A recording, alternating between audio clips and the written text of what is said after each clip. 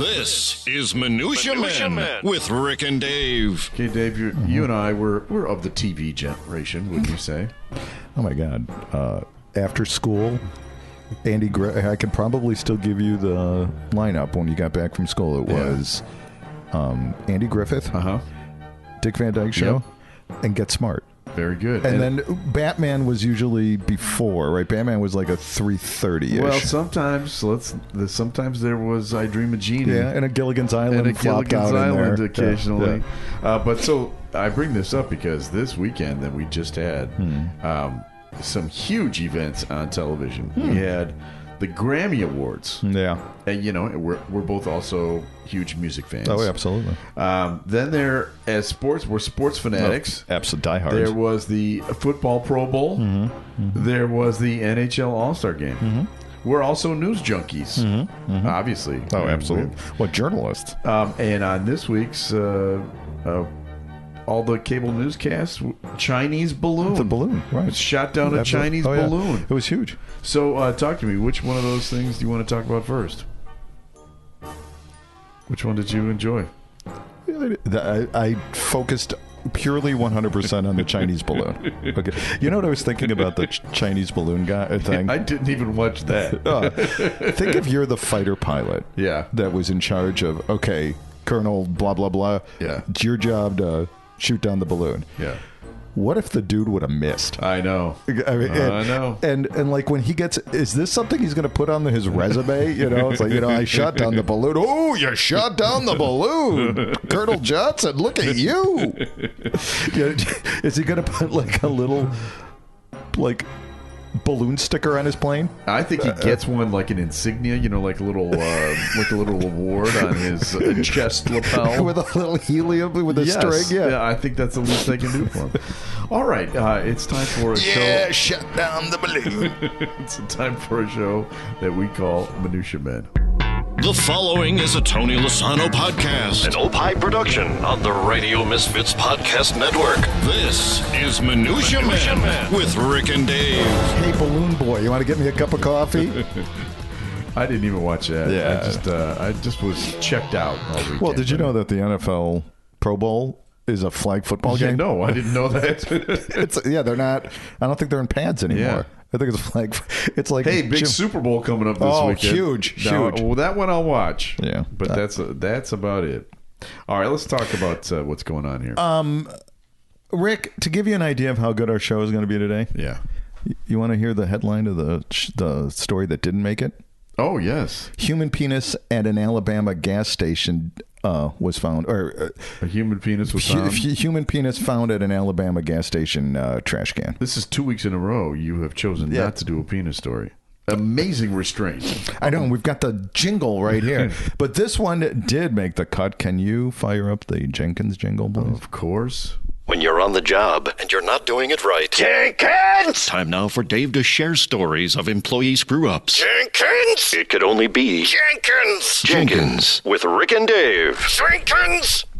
School lunch distributor apologizes for serving racially insensitive meal at middle school on the first day of Black History Month. Please don't be watermelon.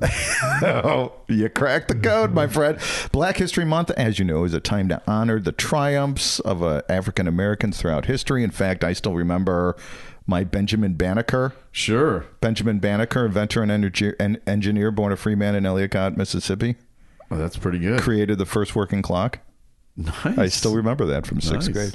But what about George Washington Carver? Tell me about George Washington Carver. I did not have to memorize him, but was he a peanut guy? Mm-hmm. Yeah, he would he did.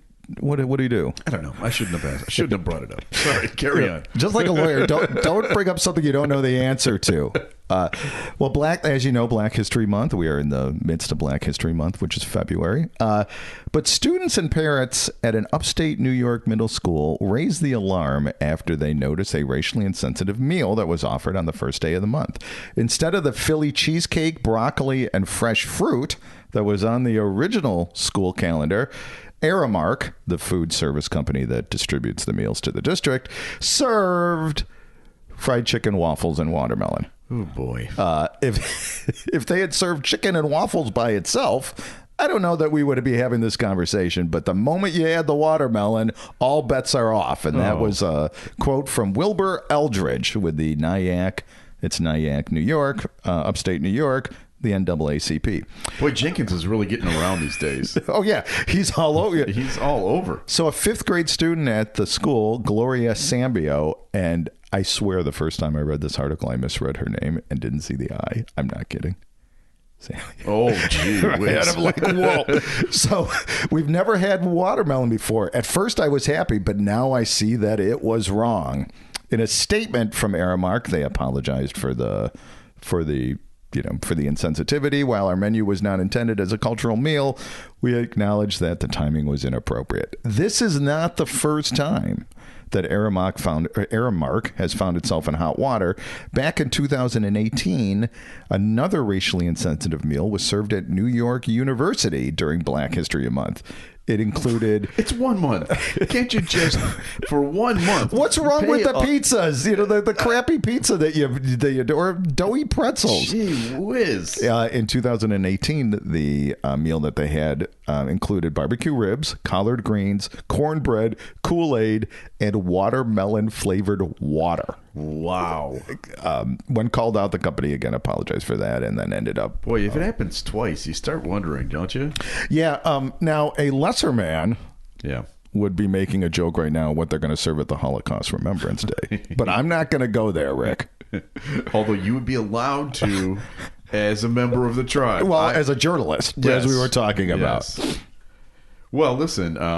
I just wanted to throw in one more thing that I just thought of off the top of my head, and that is that George Washington Carver was an American agricultural scientist and inventor who promoted alternative crops to cotton and methods to prevent soil depletion. He was really one of the most prominent black scientists of the early 20th century. So nothing to do with peanuts? Yeah. No. Oh, yes. He wanted poor farmers to grow other crops such as peanuts and sweet potatoes as a source of their own food. Look up Benjamin Banneker. I didn't look it up. That was just in my head. Off the top of you. All right. Well, I have a story for you. And this one kind of was an eye-opener. This one's for the parents out there. And I think all of us with have our had... demographics, we're all parents, probably. I think that's fair to say. 6-year-old Mason Stonehouse was playing on his dad's phone before bedtime. And then the food started coming to the Chesterton Township family's home near Detroit around 9 p.m. on Saturday night. And it kept coming. The Stonehouse family's Ring camera footage shows delivery after delivery coming to the door. Mason's dad, Keith, was bewildered until he figured out what happened. I said, "What's going on? Why are you bringing me food?" This perplexed dad said. Then it finally clicked that his son was playing with his phone earlier, and then he found out that Mason was going to town, as he quotes, with the Grub Hub app. Mason ordered basically every food that ever existed: shrimp, salads, shawarma, chicken pita wraps, sandwiches, chili cheese fries, multiple orders of ice cream, fried chicken, watermelon, the whole thing. So much food was ordered that Keith's bank sent him a fraud alert declining a $400 order of pizza. Or a diabetes alert. Is more like. While all this food was being delivered, I figured out what happened. And I went to Mason about what he did. And this is the part that makes me laugh. Keith told this Michigan network. I was trying to explain to him that this wasn't good. And he puts his hands up and stops me and says, Dad, did the pepperoni pizzas come in? I had to walk out of the room. I didn't know if I should get mad or laugh. You laugh. Yeah. Mason's parents said they tried to turn the 6-year-old spending spree into a money management teaching moment, which I kind of like. Sure. You're paying for it, Mason. They grabbed a piggy bank and started taking money out. A coin for the pizza, a coin for the shrimp, to show him how much it cost. Sure. And it actually sunk in when we were taking this money out to teach him a lesson. And Mason's parents say it may be some time before he gets his phone privileges back. Could they turn back the food or what? Well, it was all done through Grub Hub. Okay. And Grub Hub did give him like $1,000 credit or whatever. For future purchases. But I can just see the father right now if he gets busted. For Pornhub. Mason, did you subscribe to Pornhub too? Now, I don't know if anything like that ever happened to you, but it did happen to me once when Tommy, my oldest, was little. Remember, he learned how to read at a very like 18 young months age. or whatever. Yeah. and he learned how to write, and he had, well, we got him computer games, and he was playing on a computer game called, I forget what the name of it was, but he figured out through the computer game how to get on the internet. Oh, really? And unbeknownst to us, he started getting these ads, that show up, pop-up ads, and he started signing up for stuff just by clicking on it, clicking and filling in the slots. And it was for promotional items for companies. And he made up a name of a company, and like weeks later, all of a sudden, we started getting like pens. Oh my God! With really? the name of the company and duffel bags and things like that. We're like, what the hell is this? What was the name of the company? Do you remember? It was called, I don't remember, QWERTY, I think, or something like that. And we just, which is, if you look at your keyboard, he probably just went right. So they just started showing up. Yeah. And I'm looking at the name of this, and I said to Tommy, what do you think this is? He goes, oh, that's my company. And then he showed me how he did it. But, that didn't cost us anything. Right. So, Mike, Lila got involved in one of these subscription services. Okay. Where you go to like Columbia House. Right. I'm still getting that one penny. I'm still getting the records from Columbia. No, it was like some makeup thing or something. And it was like a subscription fee and the first 6 months free or whatever. And she forgot about it. And then we started looking at our credit card receipts and we're like, hey, what is this for the last 6 months? $25 for Depop or whatever it was. Well, a lot of those games, this is for your parents out there who may have kids that are not yet gaming. Grandkids. A lot of these games you buy things within the game. Yeah, right. Like you buy the game, right, and then inside the game, you have to pay $25 to move up to the next level or something like that. It's a total scam. So my kids, we used to let them, because Michelle and I are usually gone on Wednesday nights, and we just let them order food, right? And they do this DoorDash thing. Yeah. One night they're like, you know what? How about Shake Shack? Let's go Shake Shack. Yeah, that's great. 2 hamburgers, 2 shakes, and then this exorbitant fee. It was like $94 or something. Yeah. We're like, you're not doing that again. And they're 17, So, do we have any reviews that you want to share for this week? Yeah, we do. We got one that was just a couple of days ago. Applesauce 112DR writes, finally I found a non-true crime and politically free show. Love the 30-minute episodes, and that is on Apple Podcast. Okay. You can rate us, you can review us, you can follow us. If you like Minutia Men, be sure to check out some of the other programs on the Radio Misfits Podcast Network. You can pick out your favorite news show at opishows.com. Remember, Opie is hippo backwards. OPPIH shows.com. All right, it's time for another feature. This one is called Time Now for Studio Walls. And the words of the prophets were written on the studio walls. Weekend days. So this is the part of the show where Dave and I feature some of the things that we've done in the past, and we've done many. We are writers, we are jokesters, we are humorists, balloon animalists. And I don't know if I've ever mentioned this on the show before, but I wrote a book called Every Cub Ever, which is available at eckhartspress.com, and it features every Cub ever. But it also features, Dave, every Cubs broadcaster ever. And one of the Cubs broadcasters from the 1930s went on to do some other things. Now, here's what happened. This broadcaster from a small, let's say Iowa radio station that covered the Cubs using a ticker tape. That's how they did the games. Was sent out to spring training at Catalina Island in 1937. Because it was so close to Hollywood, he darted across the pond there and did a screen test. He became a movie star. God, who could then that he possibly... became the Screen Actors Guild president. Oh, okay. Then he became the governor of California. Oh, my gosh. Then he became the president of the United States. A movie star as a president of the United States? Impossible, but true. His name was Ronald Reagan. And he's featured in my book. But the reason I bring him up, this is his birth week. He'd have been 112 years old, I believe, this week. What are they going to be serving at the Nyack Middle School? Jelly beans. Yeah, jelly beans, exactly. But I found this. I have virtually all Chicago Cubs audio because I was working on this book, and I found a little clip of this. This is going to be very entertaining for you if you have not heard this before. In 1988, shortly before he left office, Ronald Reagan came to Chicago and did a little play-by-play of the Cubs with Harry Carey. Really? I don't think I remember this. So it was 88, and here it is. Let's find it for you. Let's listen to about a minute of it. Here we go. Harry Carey and Steve Stone back at Wrigley Field, and it's with a great deal of pleasure that I introduce to you the President of the United States taking over the role of a play-by-play announcer, Ronald Reagan, at the mic. Well, Harry, thank you very much. You know, in a few months I'm going to be out of work, and I thought I might as well audition. Well, I'm afraid that you got this job anytime you want it, Mr. President. All right. Webster will lead off. Webster, and batting left-handed, of course. Up at the plate, Rick Sutcliffe out on the mound.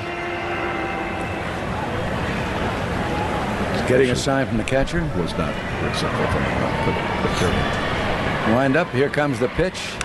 And there goes a hard hit ball out into right field and taken right off the grass for an out. Webster, line hard to Wilson. Wilson came in and scooped that up. There's the replay, Mr. President, and he makes quite a play on this. Good effort. Glenn Wilson, an outstanding outfielder, and you can see why. A great rolling catch on the first play. There we go. That's a little clip of it. You got to give him... You could have cut him some slack. It had been 50 years since he had done it. Did he talk about how tomato or ketchup is a vegetable? Wasn't that his? For the hot lunches. dogs.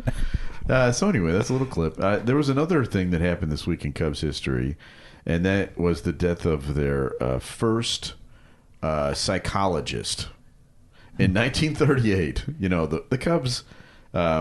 They went through a stretch where they weren't very good. Like 100 and how many years? Yeah, it was a couple of years. But at one year they hired a team psychologist. Okay. His name was Coleman Griffith. And he came in and tried to teach these hardened, veterans how to use mind power and stuff like that. And they, of course, completely blew him off and told him to get lost. Anyway, it inspired a scene from the movie The Natural. Do you remember that? Vaguely, I think. I call this scene the "losing is a disease" scene. And let me play that for you because we're chock full of audio. Oh yeah. Well, it's short. This is a short one, but here's a little clip of it. The mind is a strange thing, and you must begin by asking it, what is losing? Losing is a disease. Yeah. As contagious as polio.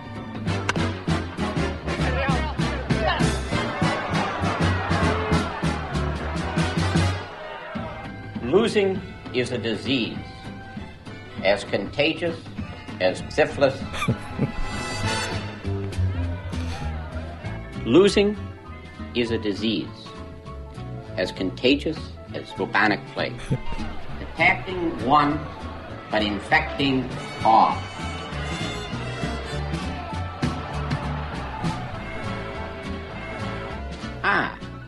But curable. Oh, good. Now, I want you to imagine you are on a ship at sea on a vast... Hobbs, you want to sit back down there and pay attention? Gently rocking. Was that Wilford? Who was the Wilford Brimley? Yeah, right. Who looks like he's about 75 and was actually 49. He was 49 years old. But that's a great scene in that movie. I absolutely love it. All right, so we still have some more stories to share with everyone. Rick, this is from our science desk. Oh, okay. New study, walking like Monty Python for a few minutes a day could have important public health benefits. A study influenced by Monty Python claims that making physical activity less efficient may have significant public health benefits. You know, that makes sense. Yeah, you work harder. Yeah. A study published by the BMG suggests that adults can meet global physical activity goals by walking in an inefficient manner, just like the Ministry of Silly Walk sketch in Monty Python for just a few minutes a day. The walking styles of Mr. Teabag and Mr. Pooty, acted by John Cleese and Michael Palin, have been shown to be more valuable than usual walking, but their energy expenditure has never been measured, right? Sure. Think about the American ingenuity. We are going to measure this, right?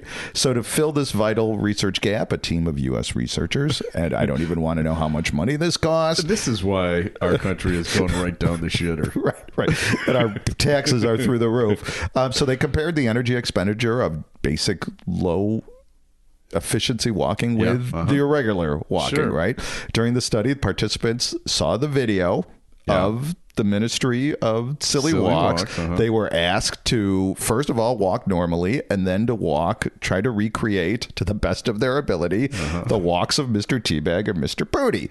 Well, after all this mumbo jumbo, oxygen uptake and kcals and whatever, researchers estimate that adults could achieve 75 minutes of vigorous intensity physical activity per week by walking in John Cleese's style, not Michael Palin, but more John Cleese's, for just about 11 minutes per day for 5 days. Okay. So you're getting 75 minutes of activity for just 55 minutes of work. But does it count as more steps on your I don't phone? know. Right. Because if it doesn't, it doesn't exist. It doesn't work. It doesn't exist. Wouldn't it have been great if Neil Ennis, when we interviewed him, when he walked in the studio, he would have done a silly walk? No, would that have been great? Yeah. But I sent you an audio for those of you who may need a refresher on the Ministry of Silly Walks. A little audio here. Here we go. This might be visual. Is this a little visual? No, I think this is him, Cleese, talking about the... Here we go. Good morning. I'm sorry to have kept you waiting, but I'm afraid my walk has become rather sillier recently, and so it takes me rather long. He's walking silly. Now then, what was it again? Well, sir, I have a silly walk, and I'd like to obtain a government grant to help me develop it. I see. May I see your silly walk? Yes, certainly, yes. Not as efficient as Cleese's. Because it's more just walking, really. Yeah.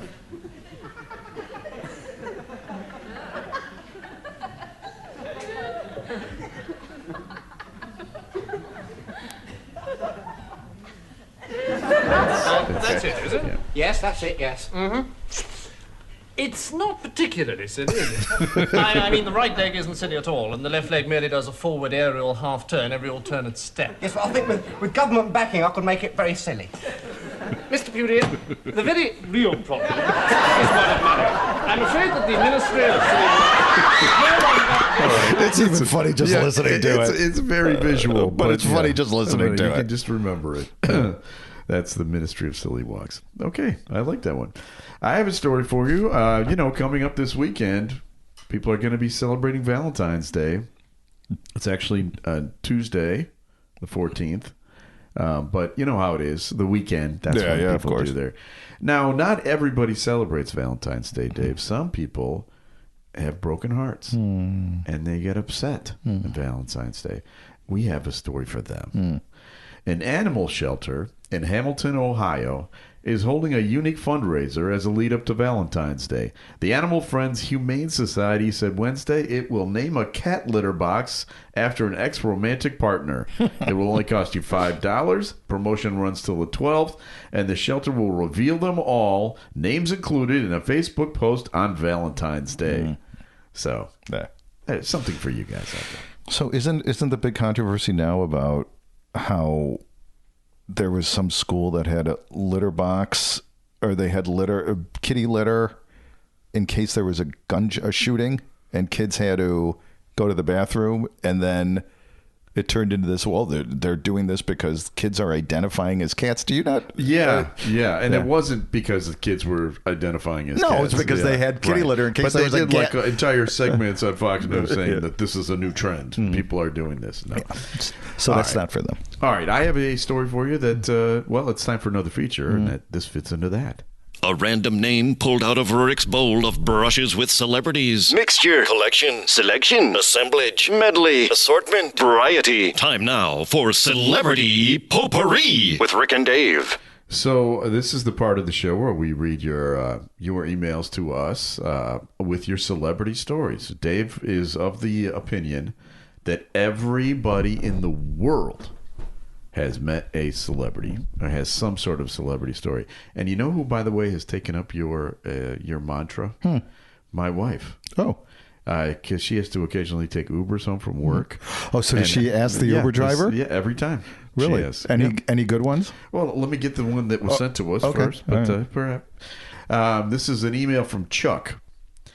I was out in L.A. in 2014 or 2015 for a conference, and I was bored out of my mind.